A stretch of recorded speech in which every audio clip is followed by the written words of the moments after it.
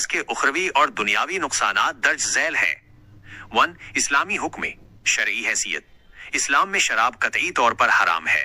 قرآن مجید میں اللہ تعالی کا ارشاد ہے، اے ایمان والو، یہ شراب اور جوا اور تھان اور فال نکالنے کے پانسے، یہ سب گندی باتیں اور شیطانی کام ہے، پس ان سے بچو تاکہ تم فلاح پاؤ۔ سورہ المائدہ 90۔ 2. اخروی نقصانات اور سزائیں آخرت کے حساب سے۔ آخرت میں شراب نوشی کی سخت وعیدیں بیان کی گئی ہیں۔ جنت کی شراب سے محرومی۔ نبی کریم صلی اللہ علیہ وسلم کا ارشاد ہے کہ جو شخص دنیا میں شراب پیے گا اور توبہ کے بغیر مر جائے گا، وہ آخرت کی پاکیزہ شراب سے محروم رہے گا۔ خون اور پیپ کا پلایا جانا۔ احادیث میں آتا ہے کہ اللہ تعالی نے عہد کر رکھا ہے کہ جو شخص دنیا میں نشہ آور چیز پیے گا، اللہ اسے طینۃ الخبال پلائے گا۔ صحابہ نے پوچھا وہ کیا ہے؟